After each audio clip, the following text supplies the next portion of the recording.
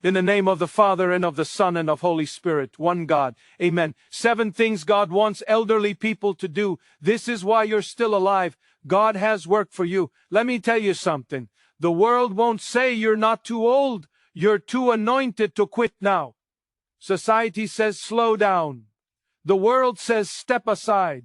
But God, He says rise up, because your age is not a weakness. It's a weapon. Your gray hairs are not a sign of decline. They're proof you've been through fire and survived. And now you carry wisdom this generation desperately needs. God never puts people on a shelf. The devil does that. Culture does that. Culture does that. But not the God of Abraham, who called Moses at 80, who gave Sarah a child at 90, who used Anna the prophetess to proclaim the Messiah after decades of worship. If you're still breathing, you're still chosen. If your heart is still beating, God still has assignments with your name on them. But here's the danger. If you start believing the lie that your best days are behind you, you'll stop praying with power. You'll stop walking in purpose. And you'll start living like your only goal is to survive instead of impact. But God didn't bring you this far for you to coast to the end. He brought you this far so you could finish with fire. You're in a season of spiritual authority now, the kind that doesn't come from youth or energy, but from time in the trenches, from decades of battles, losses, victories, and prayers that shook heaven. So no, you're not done. You're just stepping into your most powerful season.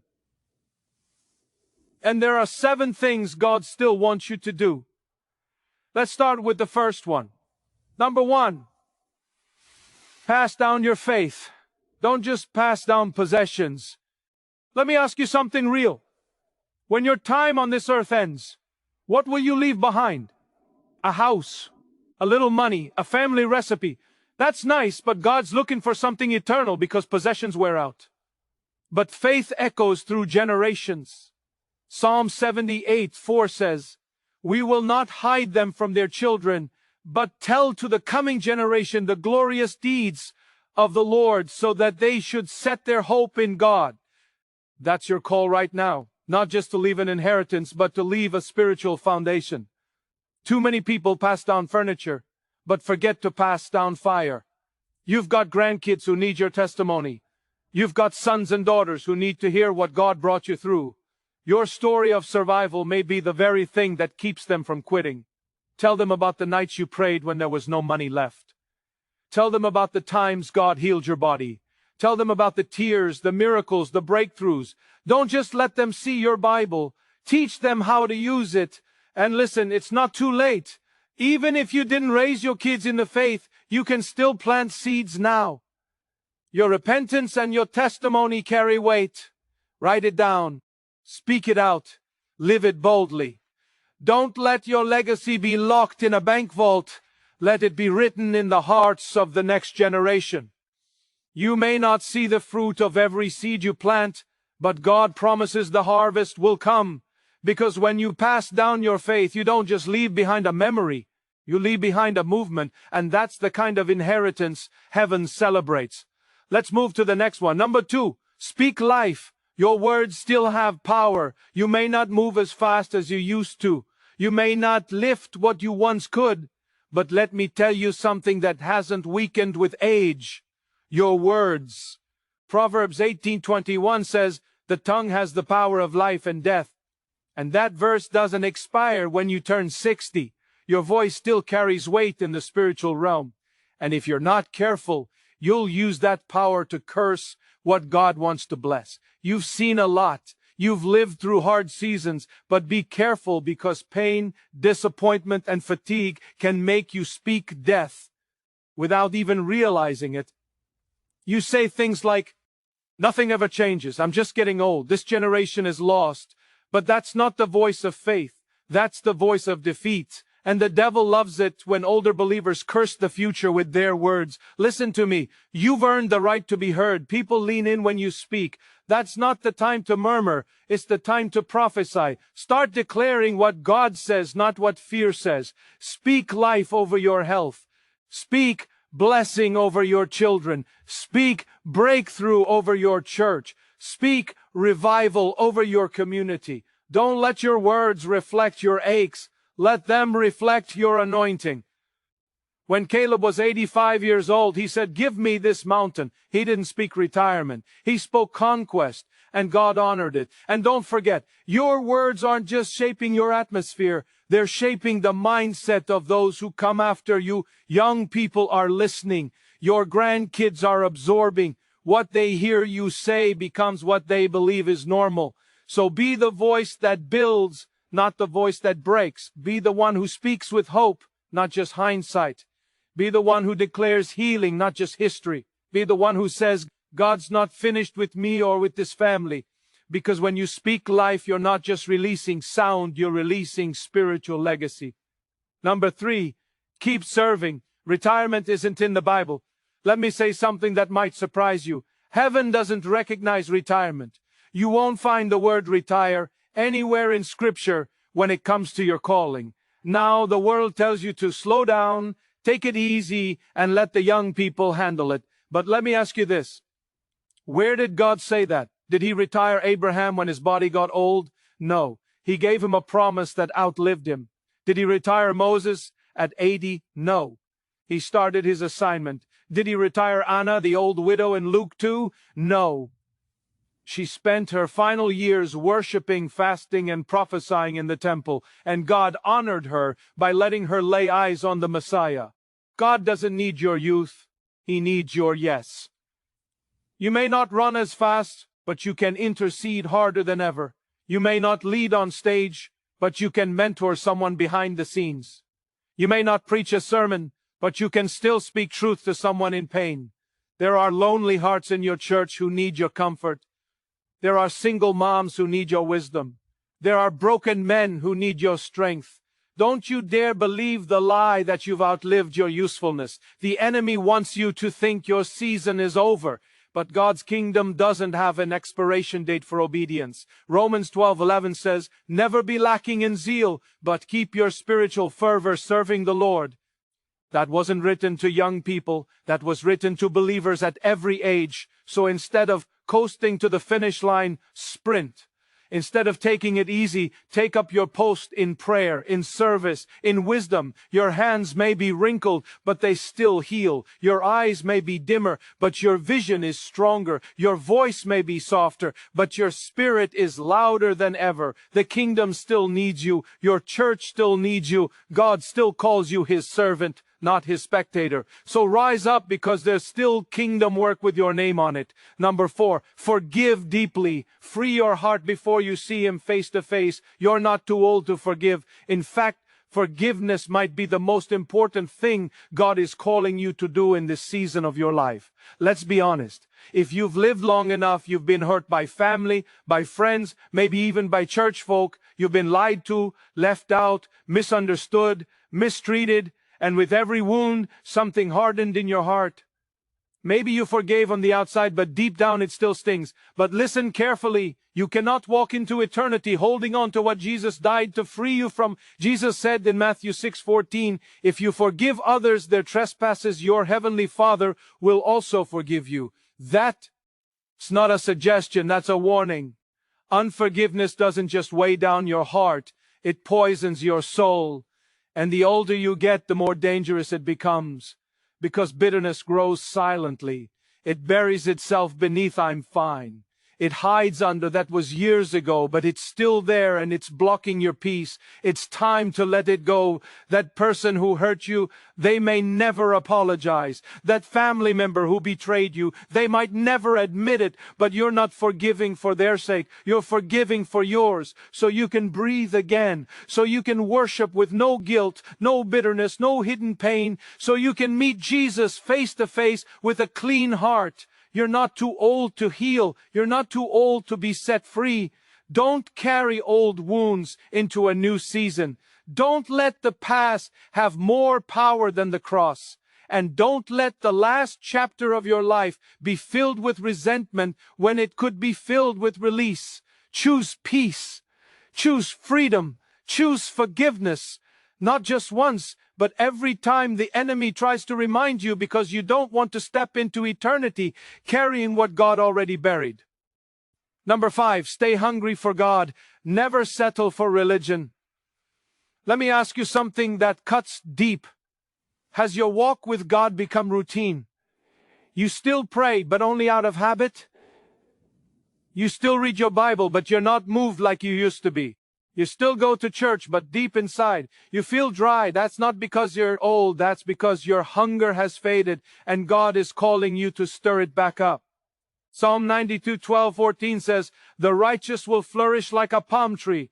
They will still bear fruit in old age. They will stay fresh and green." Did you catch that? God doesn't want you dry. He wants you fresh, not full of religion, full of fire. You see, as people age, many settle. They get comfortable with tradition, with routine. They stop expecting God to speak like He used to. But listen, God hasn't stopped speaking. We've stopped listening. When was the last time you wept in worship? When was the last time you sat still long enough to hear God whisper? When was the last time the Word of God pierced you like it did when you first believed? Don't let age rob you of intimacy. You may not shout like you used to, but you can still burn with holy fire. You may not fast for days, but you can still sit with God for hours. You may not understand all the new songs, but you can still worship with pure devotion. Let me tell you the truth. God isn't impressed by your church attendance. He's after your heart. He wants to be with you, not just your religious routine. So don't settle for memories of what God used to do.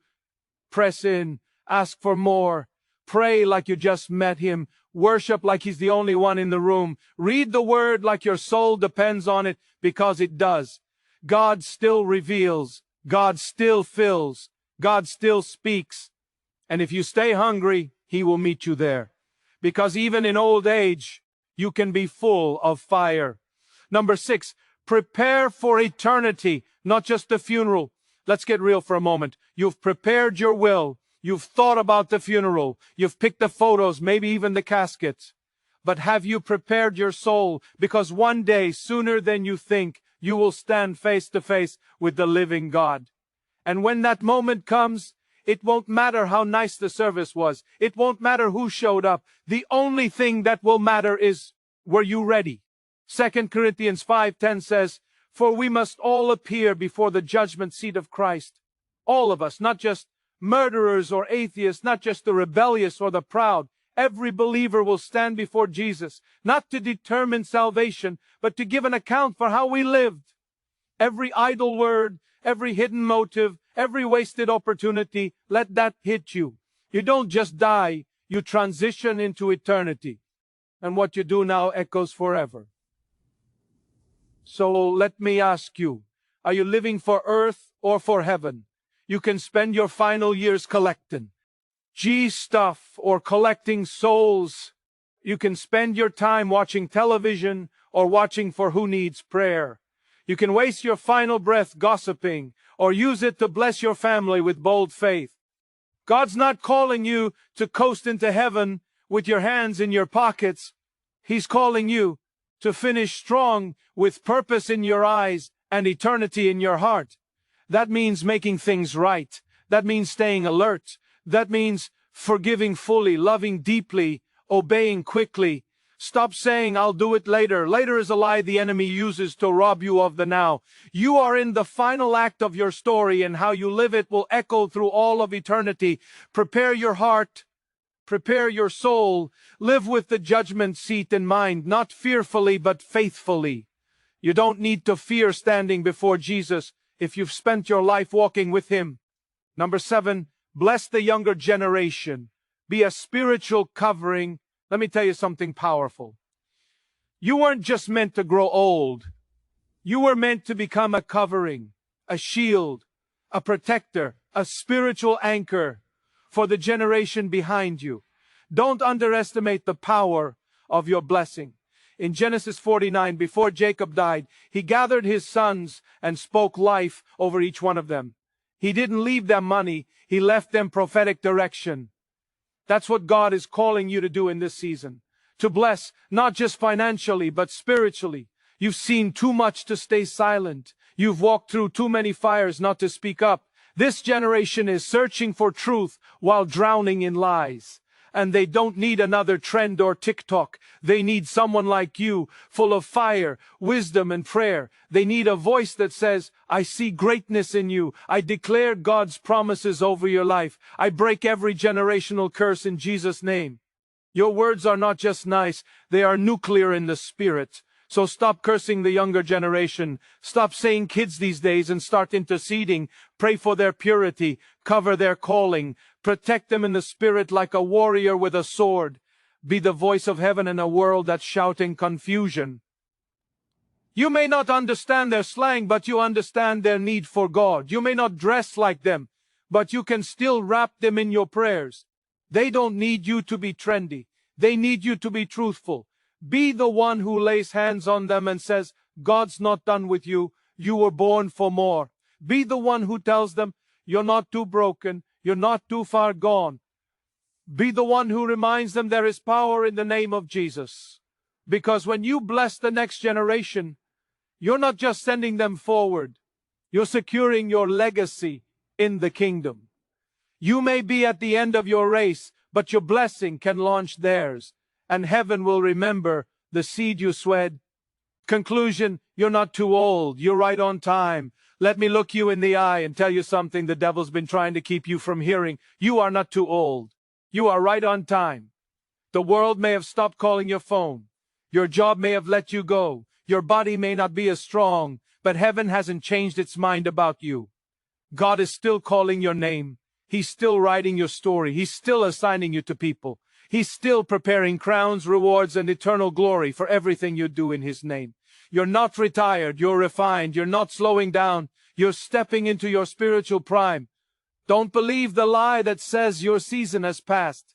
As long as you have breath, you have purpose. As long as your heart beats, you have a calling. As long as you can speak, you have the power to shift someone's destiny with your words. Maybe you haven't done everything right. Maybe you feel like you wasted time. But listen to me. God is not limited by your past. He is focused on your next step. And your next step is this. Finish strong.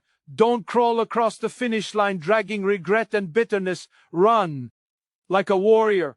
Worship like a champion. Walk in boldness, faith, and fire. Speak truth. Bless generations. Forgive quickly. Love deeply. Pray fiercely and prepare to meet your King, not with fear, but with faith in your eyes and fire in your soul. This life was never about comfort. It was always about calling. So don't waste these final chapters. They could be your most powerful yet.